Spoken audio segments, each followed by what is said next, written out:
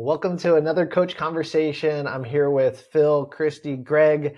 We're so excited for our conversation today. It's all about lead teams and lead team meetings. I know personally that's one of the biggest questions we get asked as we're on the road, as we're meeting with teams, is what should we be covering? How often should we be meeting? How long should we be meeting for? Should the pastor be in the conversation the whole time, some of the time, first half, second half? All those questions might get answered today. I don't know. We'll see where the conversation goes, but we're excited to talk about it because I know it is an important piece. I did want to make a quick mention is that on our resource site, we have a two-parter about lead team meetings and effectiveness of lead team meetings. So give some sample agenda items, even just a strategy of how to approach that. So we're going to be talking a little bit about that, but just in general, the lead team dynamics and lead team meetings. It's going to be a part of our conversation. Christy was the author of that. She probably hates that I just said that, but she has been so effective in helping teams just get focused and leverage their time well. That as we were talking about it, we're like, oh, there's a resource here. Let's put it together. So thank you for creating that. The big conversation that we had even prior to this conversation is, what's a lead team? What do we think of when we say the words lead team? And I'll lay that out there for you guys to answer, and we'll clean up each other's responses if it's like, I don't know if I'd call it that. But what do you guys think of when you hear lead team? I think we need to start with Phil Klein's answer so that none of us have to put our foot in our mouth afterwards. Yeah, we won't need to say anything after Phil goes. So. I'm anxious to hear what you guys think. I think of three things when it comes to a leadership team, and it's really direction, decisions, and development. And I think those three, there's really a lot of stuff that hangs under there. But, I think direction, where are we going? And how are we going to get there so people know and they can keep their heads up and know what the ultimate next steps are, what the long-term goals are. I think decisions, especially today, leading an organization, there's a lot of critical decisions that have to happen. And I think there has to be responsibility and great critical thinking and thought and quite frankly, character that goes into the decisions. And then the last one really is development, meaning support, developing. We're never going to get where we need to go if we're not healthy, thriving, and people are both personally growing and the organization's growing, because of it. It really takes it up to a specific altitude that this lead team should be thinking in terms of, because oftentimes, if it's from my perspective, a lead team is the lead pastor and his direct reports. So if you have a really flat organization, you might call that your all staff meeting and you don't have a lead team meeting. But for those that we're working with to create a scalable structure has multiple layers, it would be that top layer of leadership, your senior directors or executive directors or senior, executive pastors, whatever you want to call them. They're coming together. And I love the way that you hang that under there. One, because they have 3Ds. So I love the alliteration. That was just for you. Thank you. But the fact that it keeps me at a specific altitude, not reacting and responding to what's happening today, but I'm able to keep my attention ahead or my focus on the future. What would you guys add? I was just trying to think about it from the perspective of a lead pastor. So if I'm leading a church, regardless of what you call it, at the end of the day, you're going to need a group of people that you can lead through. If your church is going to grow, then it's going to scale beyond your ability as an individual leader to manage everything. So who is that group that I can trust? Who is that group that I can give a vision and direction to and trust that they're going to carry it out, execute on it? And then as we continue to grow, I need a team that I can trust with the management of other people. With growth, we will end up with layers of organization, layers of leadership, both staff and volunteers. So at that lead team level, that I always feel like there's a high premium on management ability, because we are talking about not just accomplishing tasks, but really managing groups of people, not only to care for them and develop them, but also to carry out the work that we're trying to accomplish together. So that's how I kind of clarify it is, who is my team? Who is that group of people that I'm going to be meeting with, investing in, leaning on? But that's the team that's going to help me carry out the things that God has put in our heart to do.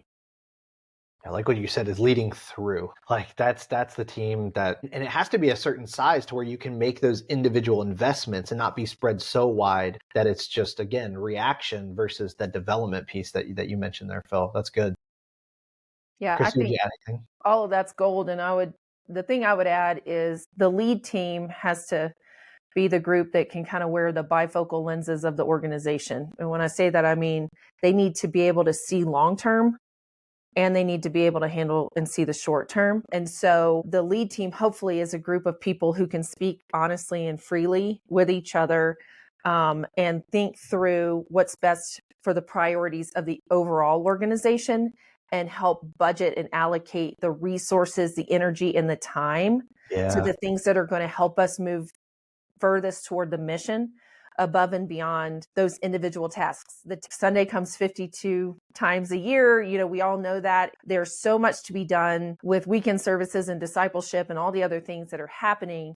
And those things do need to be managed. But this group has to be able to, like you said earlier, stay at an altitude when needed to make sure that the organization is healthy and is focusing on the right things with the resources that they have. You just spoke to two things I think I don't want to gloss over because I think they're so important, is that the dynamic of that team, without the health to be able to have those conflicts, to have that trust of each other, to have the hard conversations for the direction of the church and for the development of the teams and the peoples that are part of it, that's a piece I think I see missing most in an unhealthy lead team dynamic, is that it's here's what we need to do, go and do it. Which, to your point back again, Phil, is direction was set by lead pastor and the doing is done down there. There's a lack of development because they're not working on it together. That really, by creating that healthy dynamic, is that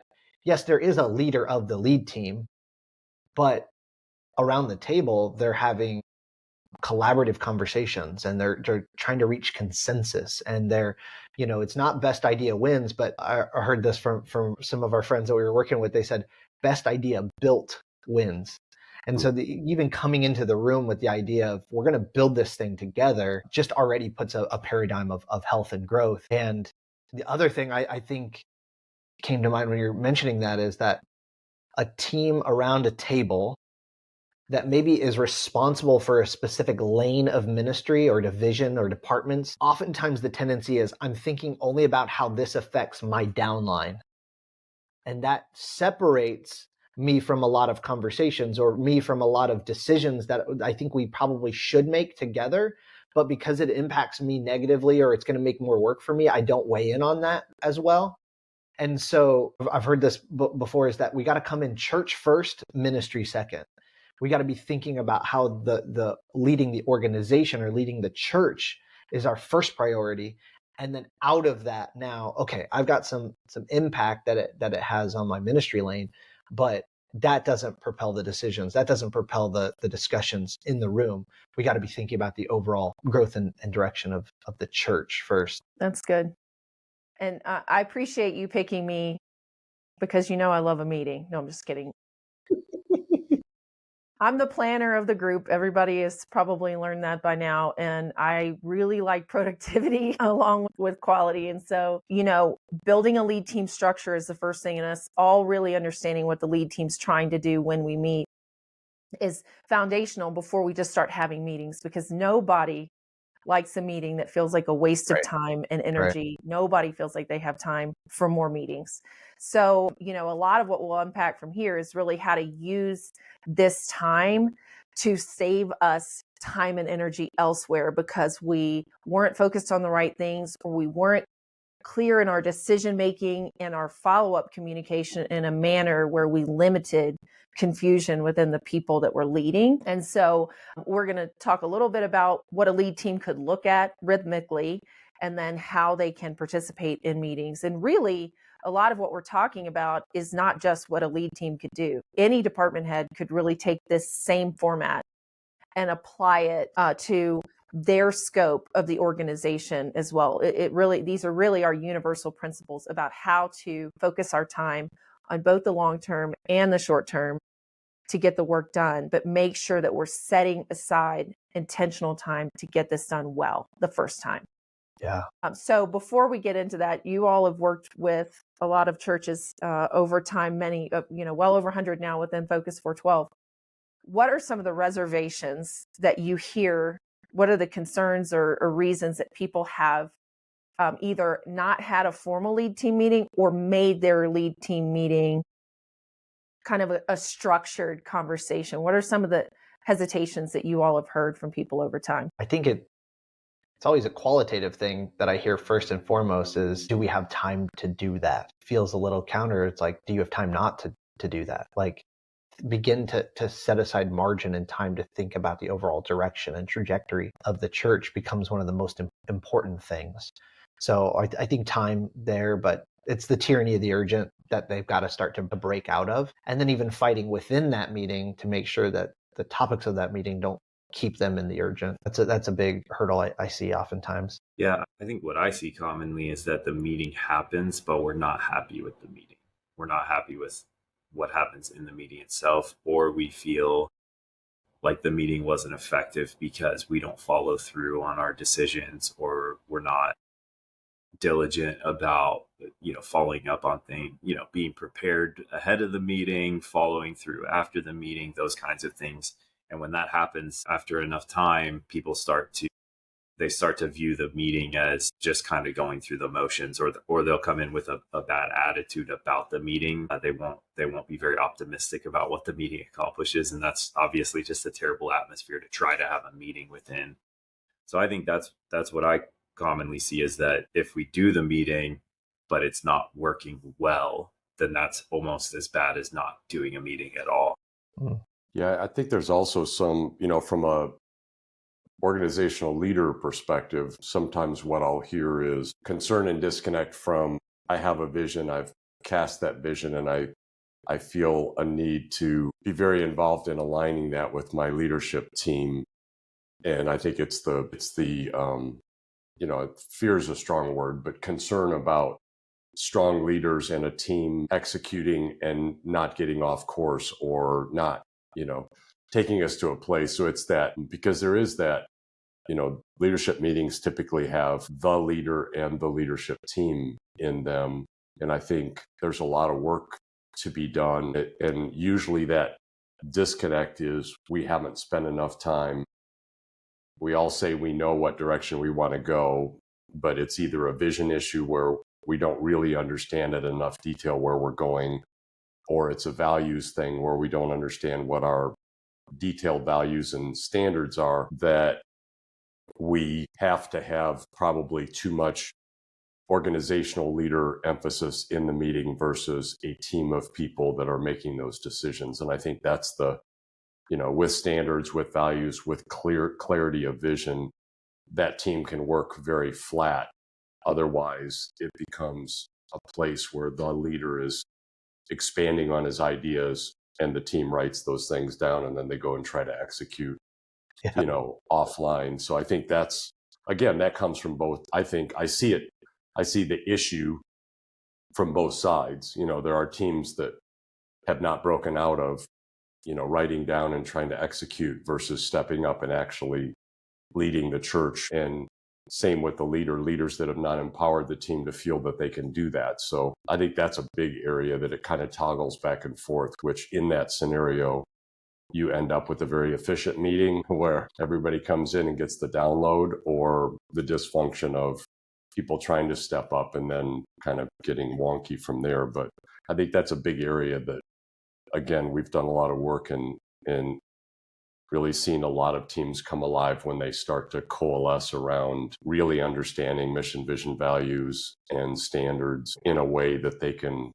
function within that and not have to be real clunky about how they take stabs at ideas or other things. They kind of know up front what's going to gel and what's not. Yeah, I think you bring up a great point. And our resource that you can download really builds a rhythm of strategic topics that you can work through. There are 4. So if you meet every week, you get through each of them in a month, every other week, whatever your rhythm that works can help. But one of the agenda items on there that we say that you could focus on is known strategic goals and how we're progressing toward those. And if you don't know yet how to build strategic goals, we have a whole nother resource on how to do an annual planning process. And that really helps to set aside time to have those discussions, download kind of, we say review information and talk about inspiration. What do we feel called to? And what is our data and the data of the communities that we're serving telling us we need to focus on? So then we're not really coming up with new strategic ideas every time we meet. We're really coming back to the things we decided to do and checking in on how those are going, what kind of progress is being made, what kind of obstacles are in the way, and how we can, as a team, can unlock solutions that are going to move that priority forward. So in the resource, you'll see there really are just 4 topics. And I want to reassure you that we don't want a lead team meeting to only focus on one of those 4 things the whole time. We know we also have the work that needs to be done that week, that month, other things that are coming up that need to be problem solved as a group. So what I would suggest is you make this the first topic of your lead team meeting, and then somebody is the owner of bringing an update about that area to the meeting for the group to discuss. So week 1, you might focus on metrics. How are people engaging in ministry? Can we tell how people are progressing in their discipleship? Salvations, baptisms, group participation, dream team or volunteer team participation, whatever it may be, that shows that people are engaging in ministry and in their own development. Week 2, you might look at the calendar and say, what do we have coming up in the next 30, 60, 90, 180 days? What does our greater team need from us from a clarity, a vision, and a directional standpoint? What kind of budget do they have? How are we going to give them the direction they need to be able to be thinking as far enough ahead as possible on the things we have on the calendar? And also, are we noticing that our calendar is overfull? What can we be doing to smooth the activities of the organization to help make sure that we are running at a pace that people can sustain? Week 3, leader pipeline. And that's just, do we know where we're going to have leadership needs in the future? Are we developing people? Do we know people with high potential that we can be thinking of to give them some experience in the areas that they need to develop so that they're ready to step into future leader roles? And then week 4, you could do the strategic goals that we talked about. How are we doing? Are we on time? What kind of resources do we need to move that forward? And so then the rest of the meeting can be focused on all the other things that we need to get done. And to Greg's point, sometimes we have a great discussion, or maybe not a great discussion, but we have some discussion and something happened in that discussion. And then what do we do from there? How do we take that conversation and convert that into clarity and action, Right. For the people that weren't in the room? I think, and this is where, like the rubber meets the road, is out of those conversations that's following maybe that rotating monthly topic. We've got to ask ourselves, is this another agenda topic for a different meeting with a different group of people? That's really the delegation. It's the distribution of the decisions that are made in a lead team. Or do we need to, do I need to take those myself and put that on my list? So again, it's either it's a task to be done or it's another item to be discussed somewhere else. We have to have that system there that helps distribute those things, because I can't tell you the number of times where I've seen a lead team agenda is on a Google Doc. We discuss it, and then that doc is never opened again, and nobody in the room is taking the items from that doc and putting them somewhere else. So highly encourage there be some sort of living management system or project management system or agenda tracking platform where you're really all week long beginning to distribute things that are discussed in certain meetings that need to be discussed in others, or decisions that need to be made, or tasks that need to be executed in certain ways. That helps keep things living and active and not just die on the discussion table. And one of the big things, I think that we do that I find to be really, really helpful is not just having agenda topics in the rest of that meeting, but labeling those agenda topics the purpose of that topic. So is this a discussion that we're going to have? Or is this a decision that we need to make? Is this something I'm just informing you on? Is this something we need to brainstorm around? Is this an assignment I'm giving? So those are things that I would put that right up front so everybody knows if a decision spins out into another discussion, we need to stop that and bring it back to either make a decision, or we need to table it for this week because we're not ready to make the decision. By being able to almost articulate the purpose of those topics, we can then keep it within the box that it needs, because that's another issue I find is I only mentally plan to talk about this for 5 minutes. We're 45 minutes into this discussion. For what purpose? And that's why we hate meetings. We don't do never that happens with us. No, of course not. Despite what the title or topic agenda item I give it. Never. Yeah. I can't tell you how many times a meeting has ended, not here, but in my previous years of experience, where we'll leave a meeting and I'm not quite sure what we decided or what we just quit talking about out of fatigue. I don't know who's responsible for it, and I don't know when it's due. So I think ending a meeting with a recap that just says, what did we decide today? Who's going to lead that? And what do you need? When's a good target to come back to the group on it, is a really simple way to make sure that everybody walks out feeling comfortable, that they know, okay, we're ready to proceed with this, or we really don't have alignment around this yet. Yeah. And to me, the quickest cheat code to just follow through better on our meetings is to find the person in the room who is the most organized, the best with administration and execution, and just appoint them as the meeting manager. Because I just think about, lead teams that I've been a part of, lead teams that we've come in to help. A lot of times, you're getting a lot of people in that room who are visionary, they're strategic, they might be really good managers. They may not just be wired to be high quality executors. So sometimes we need someone, whether they are someone on that team or, it's a high level project manager, somebody like that, who we're going to say, hey, we need you to run this for us. You're going to manage the agenda ahead of time.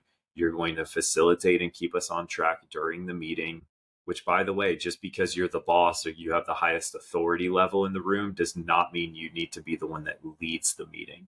And pastors across the world that are watching this are saying, amen, amen. Yes, amen. Yes. That's a wonderful responsibility to empower. And then this person can take that responsibility of follow up after the meeting. So they're going to send a recap to everybody, a simple email. Here's what we discussed, major decisions, and then making sure everyone is clear on the action items that have been assigned to them. To me, that's just, we can work on getting better at all these things as a team, but that's probably the quickest route to make a big difference in the short term is who's great at this stuff naturally, and let's give them some of this responsibility. Yeah. And we have a follow-up resource, a second resource on lead team meetings that really is about how do you build an agenda? How do you come prepared to participate in that meeting? What does participation look like? And how do you follow through? And so having somebody make sure that we're staying on track in the meeting, but also that everybody's coming in ready to have that discussion. They know what we're going to be talking about and they're taking responsibility. All of that is in the second resource on lead team meetings that we have on our website. I have one last question that always, I think, comes up when we start building these things, or often comes up, is do I need to have one-on-ones with my lead team if we are meeting this often as a lead team? So a lead team meeting can be developmental because I'm listening to other people's thought processes. I'm seeing how critical thinking works. I'm seeing new perspectives that I wouldn't have thought of myself. I'm learning how to function as a member of a team. But is that the only type of development I need as a lead team member, or is that a substitute for my one-on-ones? Do I need to still have one-on-ones with my lead team members? This feels like a leading question, Christy. Yeah, well, it is. I always have an agenda, Greg. Just agree with me and this will go well. I was going to say, all these same pastors are now waiting with bated breath of like, please say we got all the work done in that one meeting. Bill, what do you say? Weigh into it.